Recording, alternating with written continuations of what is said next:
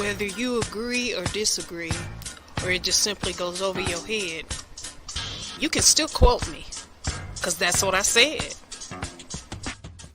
Hello, guys. I know it's been a while since I've been on here. Um, it's a new year, new time to reflect on what we want in the new year.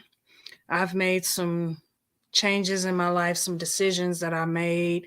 Some were kind of painful to come to that conclusion. Others, it was time for it to happen. So I'm not upset. I'm not angry about the decisions I had to make. Um, I am saying welcome back to you guys because I haven't been on social media or have done a video since September of 2022. My family has been through a lot. Um, we just recently, around Thanksgiving, matter of fact, I think it was 2 or 3 days after Thanksgiving, my cousin Patrick Devin George was homeless at the time and he was murdered. And that was a very hard thing for us to get through the holidays. I literally had tried to help him on several occasions. Um, but I recognize that he's in a better place now and that there was really nothing that we could have done to prevent that stuff from happening. There were things that he chose in his life that sort of led him on the path that he was on. But my family was suffering through that. And we had lost 3 other loved ones this year. So 2022 was a very difficult year. So far into 2023, everything seems to be going okay. Um, I just decided to do a video because I hadn't done one in a while. And I just kind of want to share with y'all, what I've been doing, how things have been going for me, and some decisions that I made in my life. Um, First of all, um, you all know in previous videos that I did back in September that I did take my trip to Memphis, Tennessee, and I was able to see everything that I wanted to see. Everything. And I mean, I went to Nutbush, Tennessee. I saw the birthplace of Tina Turner. I went to Henning, Tennessee, and saw the Alex Haley's childhood home and his cultural awareness center. I went to the Civil Rights Museum. I went to Graceland. I mean, I went to the Church of God in Christ World Headquarters, which is what I grew up in as a child. I grew up in Church of God in Christ. So seeing all of those historical places, and I even went to the Emmett Till site. There are 2 of them in Greenwood, Mississippi, but now there's a third one, which means that one day I'm going to have to go back because they built a statue after I had already taken my trip and came back. Then I'm watching the news and seeing that, oh, wow, they've erected a statue in the memory of Emmett Till. So I'm definitely going to have to make a trip back down there to see that. But I did see the 2 Emmett Till memorial sites that they have down there, and it was very, very, I enjoyed that trip so much. But several things started happening when I got back from my trip. Now, let's not forget, um, last year, a lot of historical things took place.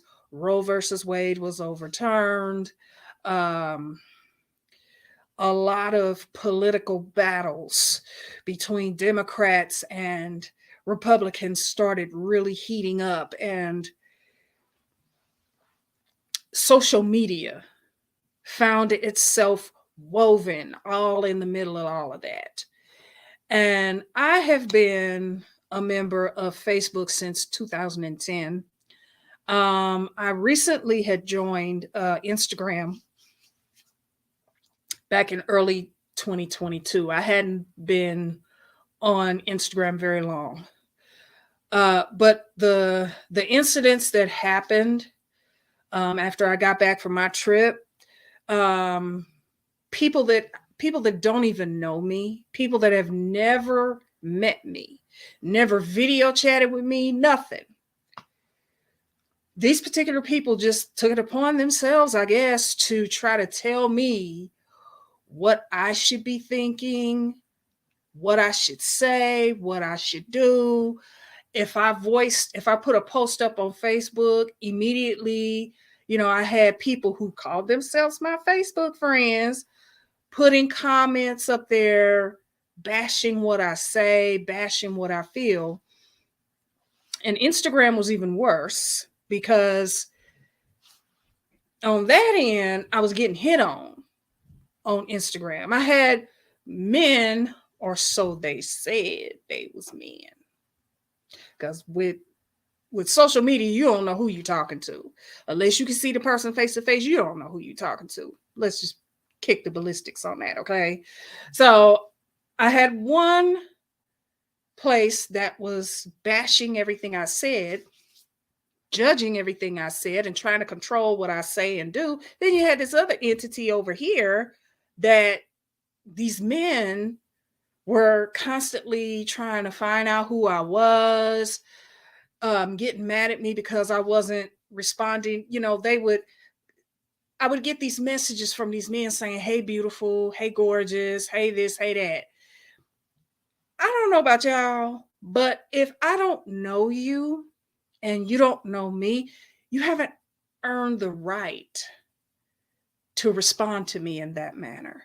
Whether you think I'm beautiful or whether you think I'm gorgeous, that's your choice, that's your opinion.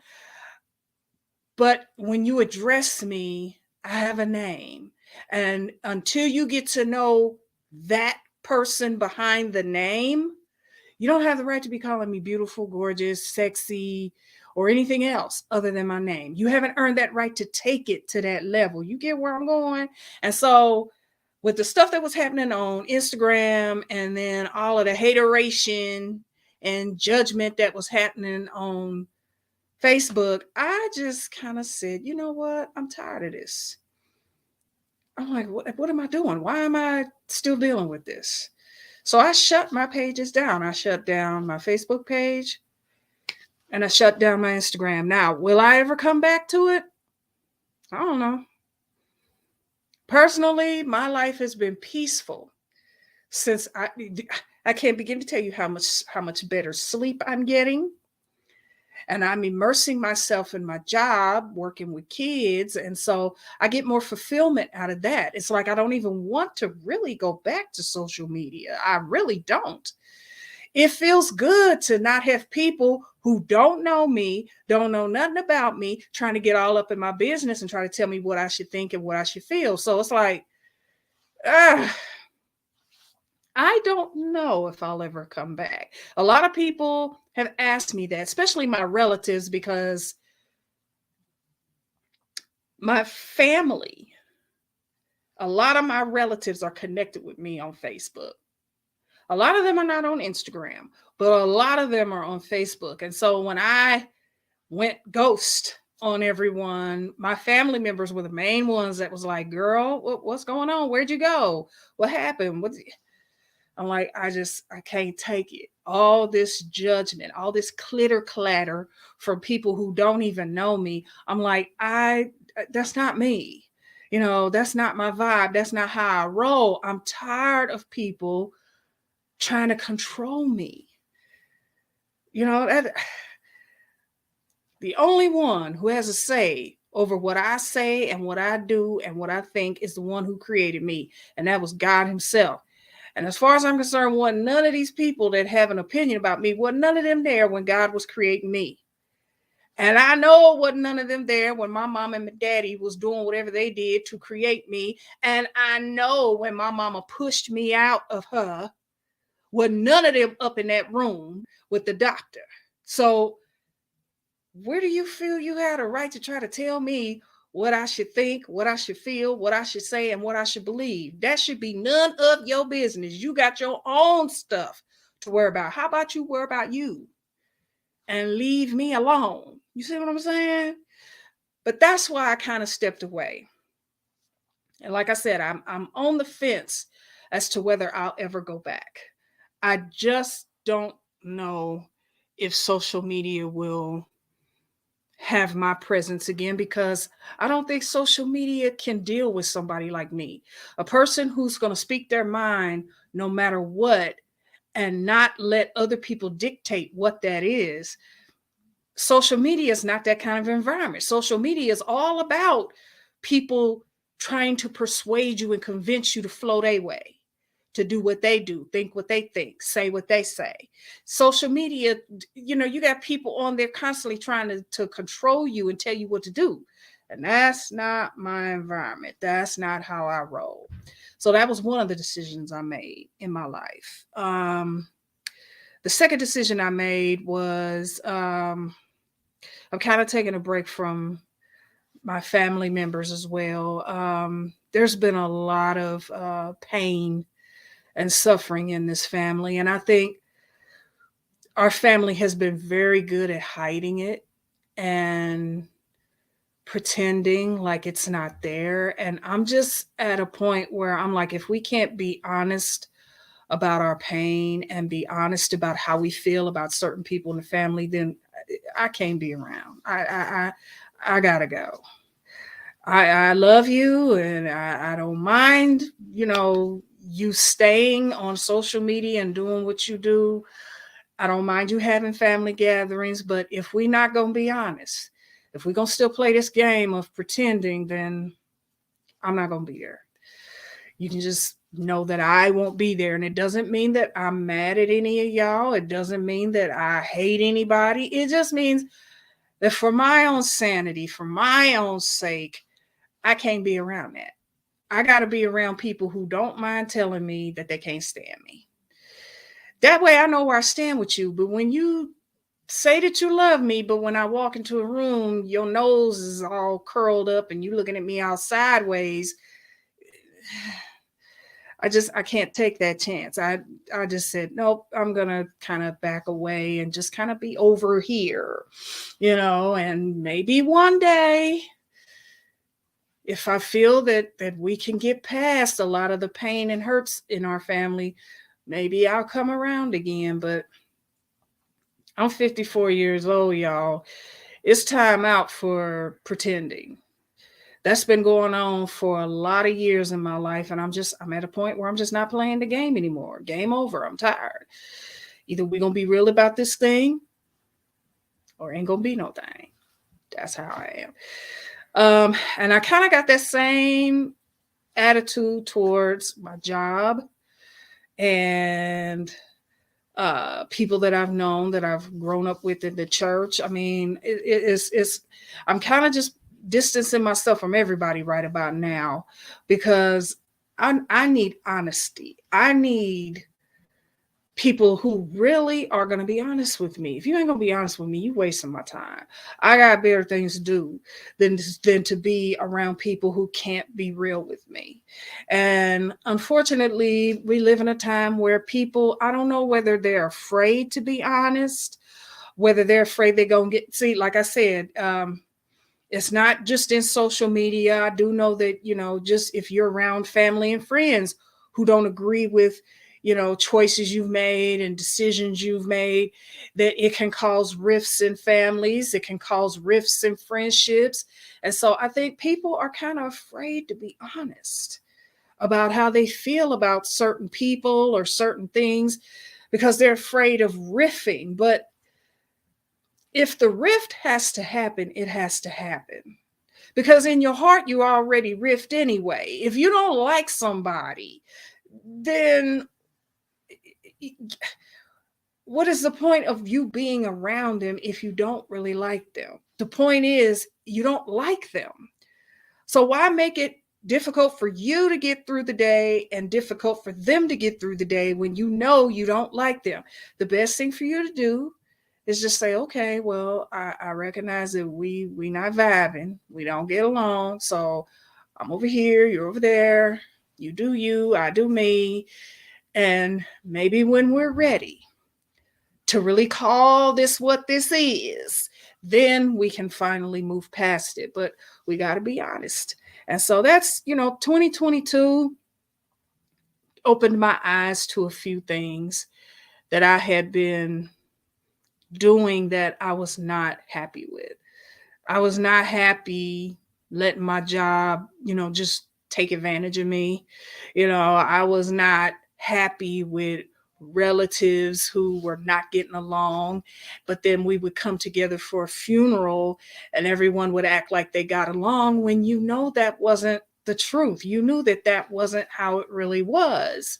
And I got tired of visiting, churches, and the friendliness, the love of Christ just wasn't coming through. You'd seen people talking about people right there in the church, talking about people and saying evil things. And I just said, enough already.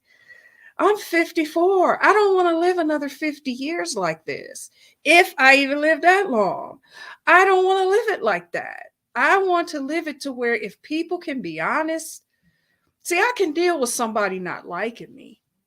That doesn't, you live in a world with billions of people. It is just totally ridiculous to believe that everybody's going to like you out of them billions of people. There's going to be folk that don't like you no matter what you do. And they don't have to be, just friends and co-workers. You can have people right there in your family that don't like you. They have that right. My thing is, be honest with me about it and just say, hey, I don't like you. Then guess what? When we have family gatherings, I know to stay clear of you. You know to stay clear of me. You're over there. I'm over here. We can still come together as a family. We recognize that we're family, but we recognize that we also don't like each other. And we just stay on different sides of the room and we just leave each other alone. It's when we can't be honest. That's all I'm saying is I'm looking for honesty. So I'm just kind of taking some time to just stay back. Plus, as I've said in previous videos, my mother, passed away in 2019. And since her passing, we have lost so many loved ones since then. So many loved ones in our family. I've lost co-workers. I've lost ex-boyfriends. I've lost friends. And I don't know. I'm just at a point where I'm like, a lot of people say that when stuff like that happens, you should embrace each other tighter. On some level, that's true. But I'm kind of taking the opposite route. And I know this don't quite sound right.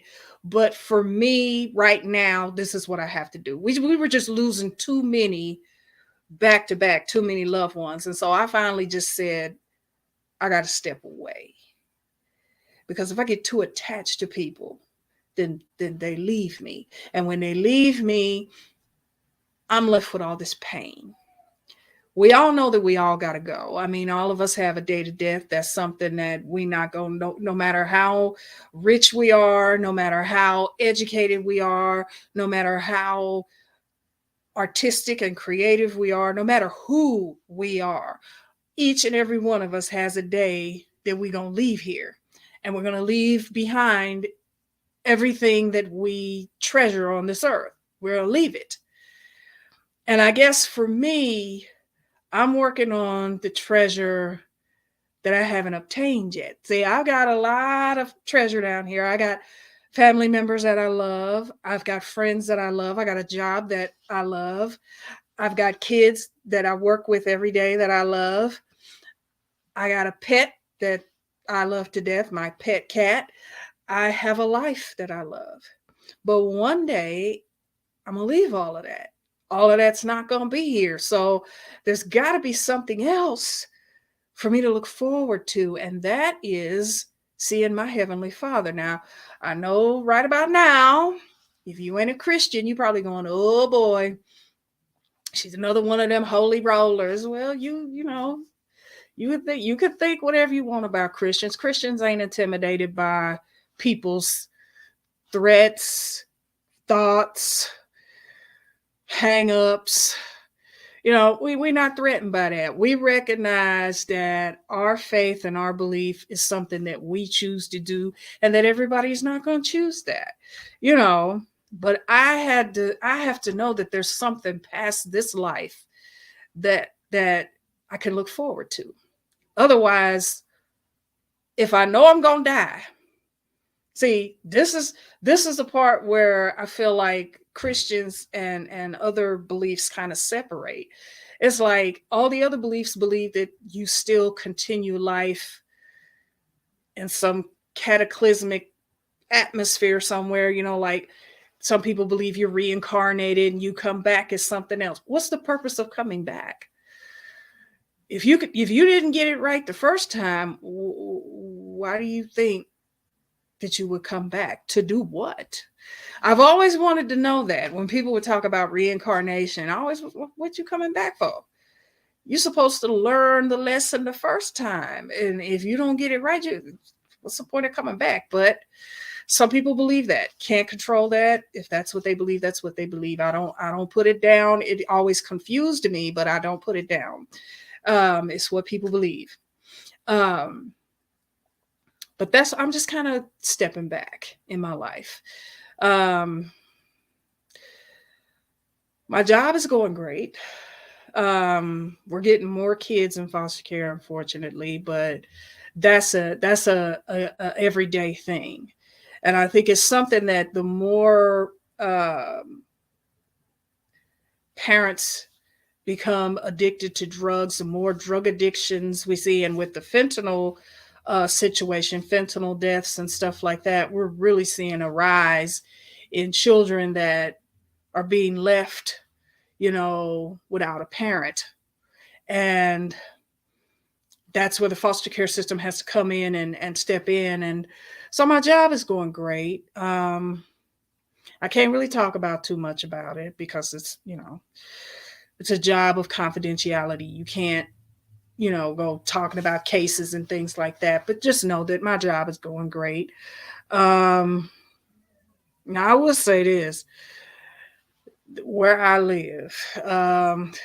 When I first moved in here in 2018, it was a nice apartment complex, but I don't know, within the last 2 years, I've seen it decline quite a bit. And it really has to, it's not the apartments, it's not anything, it's the people. I've seen more um, influx of, well, see, when I first moved in here, it was more of a college type area where there are a lot of college students.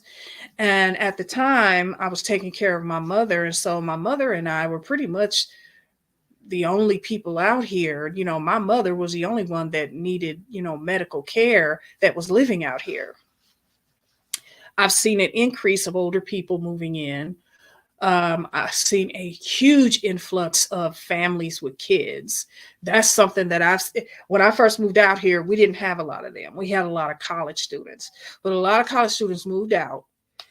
And now we have a lot of single mothers with kids, married families.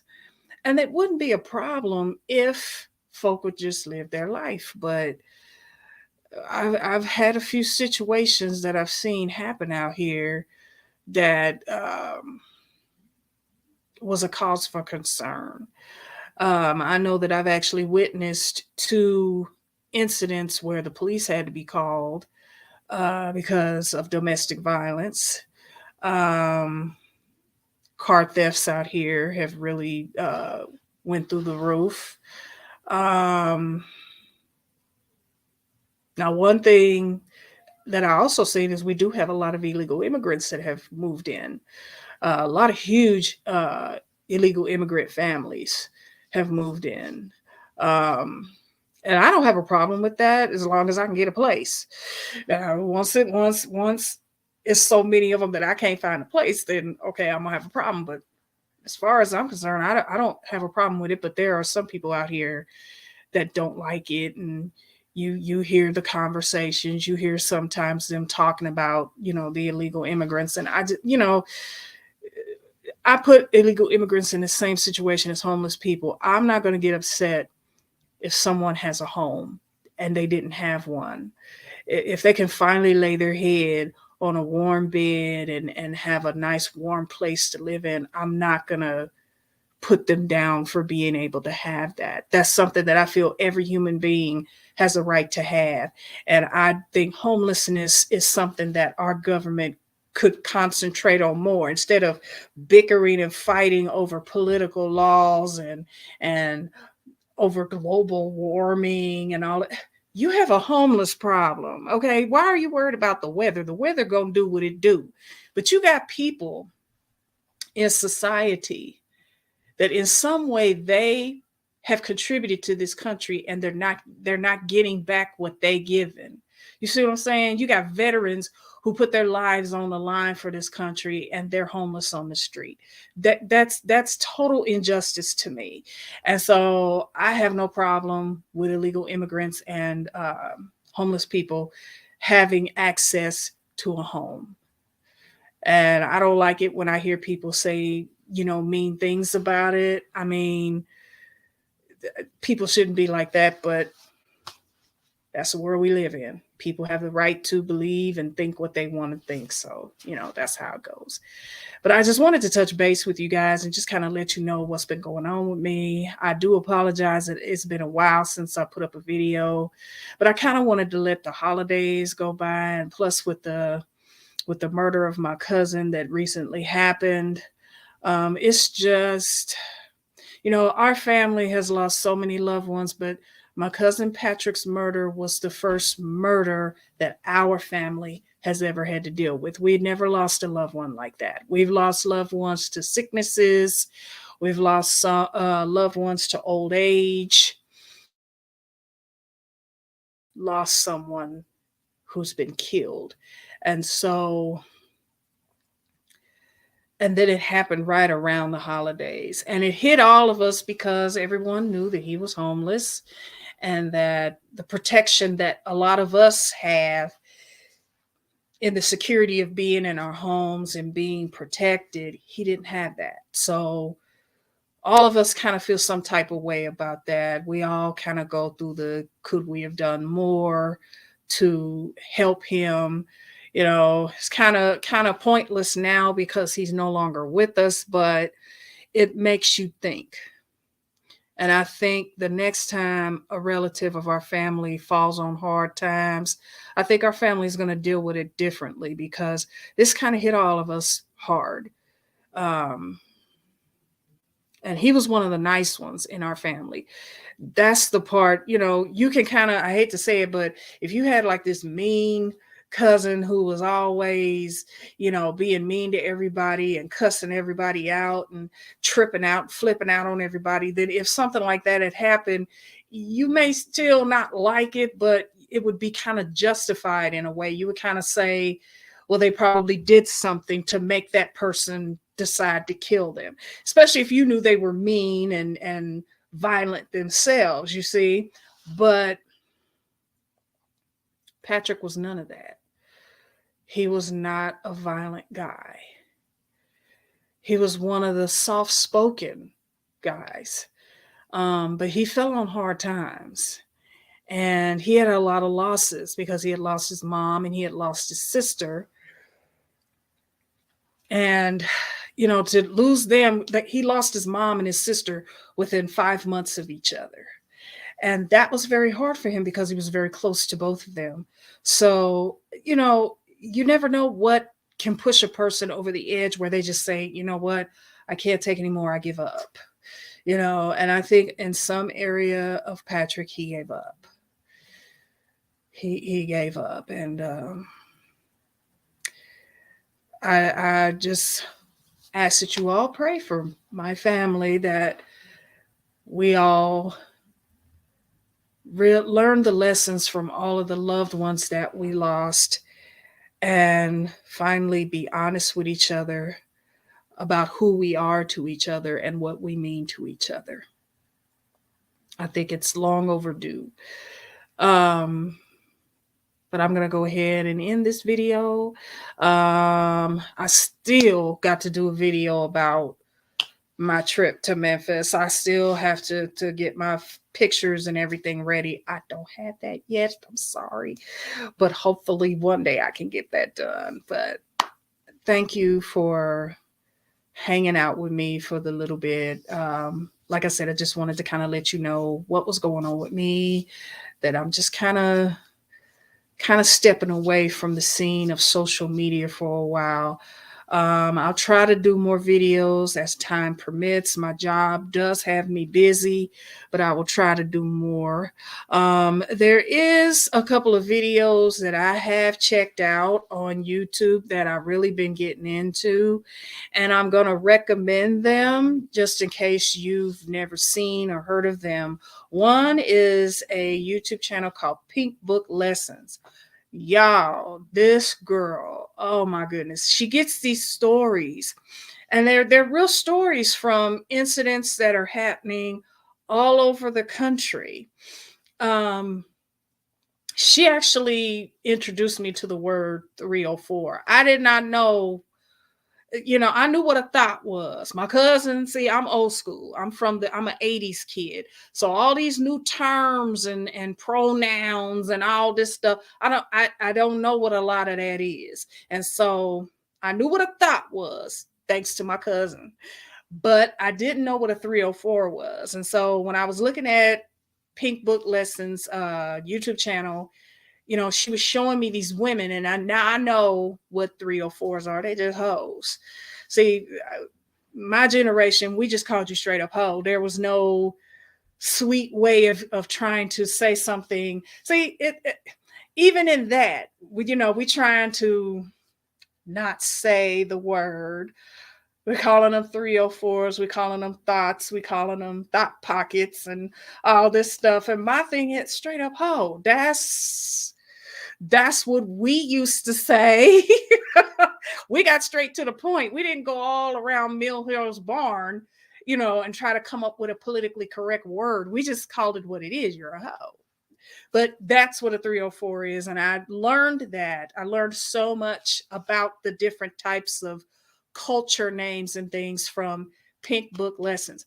But not only what she's taught me, but she is a on point female. I mean, we're living in a time where a lot of females are all off into this feminism, and it's so good to hear a woman speak about what a real woman is, what a real woman should be doing, and holding up the standard for women, for all people, really. Because I mean, she speaks on every subject, not just women topics, but she also speaks, and she's not a feminist. I mean, she's not all into this feminist movement and all that, but she gives a clear, very, very nice angle and look at things. She looks at every angle before she comments. And I like that about her. So if you haven't seen Pink Book Lessons, go check out her page. Also, there is, I always love stories about crimes and situations that are happening, because I always like to know what's going on around me. I like to know if there's an escapee in my neighborhood. I like to know whether there's a serial killer that's killing people. Because I live in this world, and when I leave my apartment and I go out in that world, I want to know what's out there. I want to know what I'm facing. And so one of the channels that I also got into was called Truth for Reality Productions. And that's truth with the number 4, Reality Productions. He does an awesome job of researching cases of people who are either missing or deceased. And he goes into deep detail, but he does it with swagger. He tells the story, but he doesn't stay in the marsh of mayhem and chaos that crime kind of takes you to. Crime itself is a marsh of chaos and mayhem. And if someone's going to research it, they need to be really unique in how they go about it. And Truth for Reality Productions does a real good job. He does a real good job in researching the stories. So if you haven't checked out his channel, Truth for Reality Productions, and if you haven't checked out Pink Book Lessons, please, those are two YouTube channels that I have really gotten into. And if you're looking for a podcast of someone, if you're into celebrities, I'm not really a celebrity person. I have my celebrities that I like, but I'm not really a celebrity person. But Jaguar Wright, I love that girl because she tells the truth. She speaks her mind and she don't care what anybody says. And she is telling the truth about an industry that a lot of us have always been curious about, but we don't know about. When we've seen celebrities performing on TV and we pay money and go to their concerts, we're thinking they're living their life a certain way, that they got all this money and everything. And Jaguar Wright shines the light on the music industry to kind of show us that it ain't what we thought it was. And so I love her. She has a new podcast, I do believe, on the Roku stick, and it's called Philadelphia Productions. And I believe it's going to be her whole channel. But right now she's doing podcasts and stuff like that. And I'm pretty sure if you go on YouTube and you type in Jaguar Wright, you'll see a bunch of clips of videos that she's done. But now she's going to do her own thing. So if you got Roku and all that, you can also look up Philadelphia, which is Dallas and Philadelphia Productions. So those are the three that I'm recommending if you want to check them out. I got to get up out of here, but I thank you for hanging out with me. Ooh, and hopefully 2023 is a better year for all of us. My prayer is that this year, that God grant you the desires of your heart within his will. That if you don't know who God is, that he reveal himself to you and show you just how much he loves you. That is my prayer for 2023. My prayer also for my family is that we can make it through this year without losing another loved one. Because our family has just been through so much with losing loved ones. And I'm hoping that we don't lose anybody this year. But if we do, I pray my family finally can come together as one and be the family that we should be. That is my prayer. Well, again, thank you for hanging out with me. And until the next episode, I'll see you. Bye. If you like my vibe, be sure to like, share, and subscribe. Till the next time, see ya.